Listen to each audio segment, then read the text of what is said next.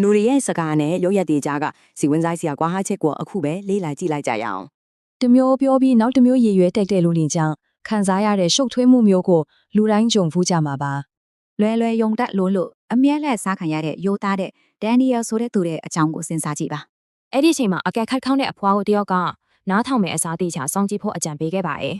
ဒီမှာအန်တော်စရာကောင်းတာကလူတွေပြောတဲ့စကားနဲ့တကယ်လုံးရက်တွေကြားကကြီးမားတဲ့ကွာခြားချက်ပါပဲ ဇုံကြည်မှုရှိတယ်လို့ပြောနေပေမဲ့လက်တတုံမလုံးတွေကနေတစင်တလို့အញ្ញမ်းစိုးရင်နေရကိုမြင်နိုင်ပါတယ် အလားတူပဲပြောတယ်ပြောပြီးလက်ပိုက်ထားတာနောက်ဆုံးနေတာမျိုးကတက်ကြောင်တက်တာမဖြစ်တာကိုပြနေတာပါ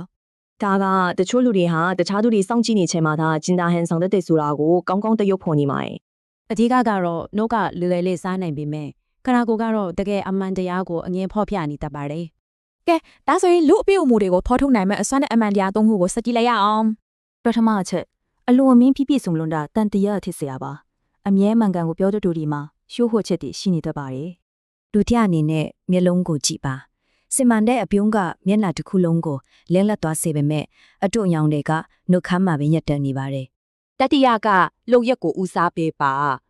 နှုတ်ကတိတွေကလွယ်ပေမဲ့တကယ်တမ်းလှုပ်ရက်တွေကဒါစရိတ်လက္ခဏာရဲ့အတရတာစစ်ပါ ဒါပေမဲ့ဒီစီးမင်းတွေကိုအသုံးပြုလိုက်တာကကိုပြန်စမ်းစစ်ရမယ့်အနေခက်စရာအခြေအနေမျိုးဖြစ်သွားစေပါတယ် မန်သေးကိုကြည့်လိုက်ပါအတွင်းစိတ်အမှန်တရားကိုမဖုံးကွယ်ထားသူဆိုလားတကယ်ပဲရှိတယ်လား အယိုးသားဆုံးဆိုတွေတောင်နာကျင်တဲ့အခါပြုံးပြတတ်ကြတယ်လို့ပြဿနာရှောင်ဖို့သဘောတူလိုက်တာမျိုးတွေလုပ်တတ်ကြပါတယ် ဒါကြောင့်ဆူရှားတဲ့အကဲခတ်မှုနဲ့နတ်ဆိုင်တဲ့ကိုချင်းစာတရားကိုပေါင်းစပ်နိုင်ဖို့ကအဓိကသင်ခန်းစာပါပဲ လူတွေဟာကြောက်ရွံ့မှုမလုံခြုံမှုဒါမှမဟုတ်ကိုအားနဲ့ချက်တွေကိုဖုံးကွယ်ခြင်းလို့သာလင်ညာဟန်ဆောင်တတ်ကြတာပါ အဓိကရည်ရွယ်ချက်ကတခြားသူကိုအဖြစ်တင်ဖို့မဟုတ်ဘဲတေချာစောင့်ကြည့်ပြီးကိုကခွေတက်ဖို့ပါဒီညတာမှုကိုနားလည်ထားမဲ့ဆိုရင်လုံယုံမှုရှိစေပြီးတိတ်ဆိတ်စွာဆုံးကြည့်ခြင်းနဲ့အတူနှက်ဆိုင်တဲ့ညားလည်မှုကိုရရှိစေမှာပါ